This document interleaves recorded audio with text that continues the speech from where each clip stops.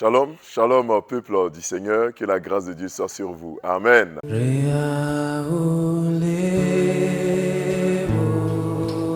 Vous êtes sur la montagne, notre moment quotidien de prière à partir de 5h30.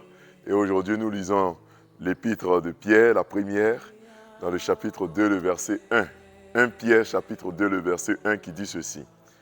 Rejetant donc toute malice et toute ruse, la dissimulation, l'envie et toute médisance. Amen. Bien-aimés, le thème de ce matin, c'est vaincre la médisance. Quand on parle de médisance, c'est le fait de mal dire des autres. Dire des paroles désobligeantes, des paroles méchantes contre notre entourage. La médisance, c'est le fait de se retrouver à deux, à trois, pour parler en mal de l'autre. Souvent, c'est vrai que l'autre a tort, mais le fait qu'on se regroupe dans des petits groupes pour insulter, pour calomnier, pour parler en mal de l'autre, c'est la médisance. Et la Bible nous invite à rejeter la médisance. La Bible nous invite à fuir la médisance. Parce que la médisance détruit, ça tue des groupes. Si nous voulons progresser, si nous voulons connaître la croissance, nous ne devons pas nous regrouper avec des amis, avec des frères, souvent même des amis de l'église, des frères de l'église, pour parler en mal de l'autre. Bien-aimés, la Bible nous dit que lorsque nous voyons que quelqu'un a fait quelque chose de mal, que nous nous approchions de ce dernier, au lieu de calomnier, au lieu de se mettre dans des groupes pour l'insulter dans son dos.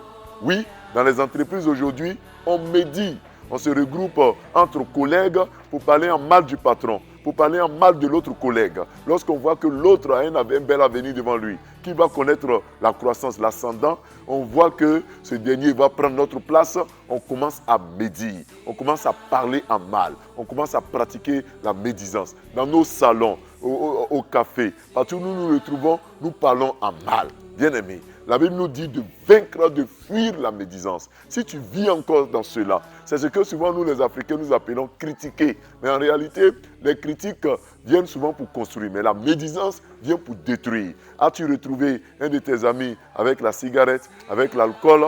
Au lieu de partir partout pour calomnier, pour médire, approche-toi de lui et aide-le en lui disant de changer. As-tu surpris un de tes frères en Christ dans le péché? Au lieu de se promener et faire de cela un panneau publicitaire, approche-toi de lui et dis-lui, mon frère, change. Tu aurais ainsi gagné et tu aurais ainsi fait avancer le royaume de Dieu.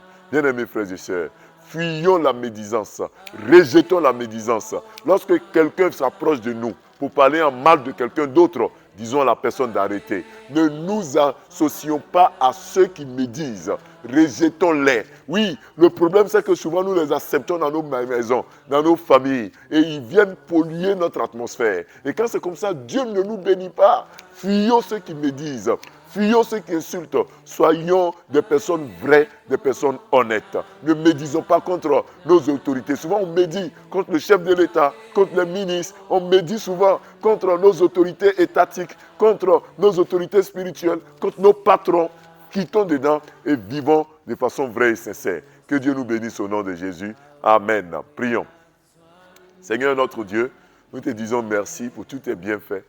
Nous te disons merci pour tout ce que tu fais pour nous. Éternel, tu nous donnes une nouvelle semaine, un nouveau jour, le lundi, qui est un grand jour pour chacun d'entre nous.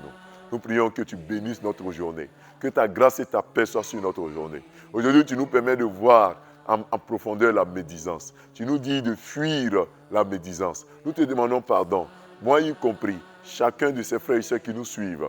Nous vivons souvent dans ces comportements que tu proscris. Éternel, aie compassion de nous. Quand nous avons médit contre nos patrons, contre nos collègues, contre nos frères de même sang, contre nos amis, contre nos connaissances, contre les gens même que nous ne connaissons pas. Aie pitié de nous, Seigneur. Pardonne-nous nos iniquités. Accorde-nous le pardon. Et donne-nous de tenir notre langue, de ne pas médire, de ne pas penser en mal de nos frères et sœurs.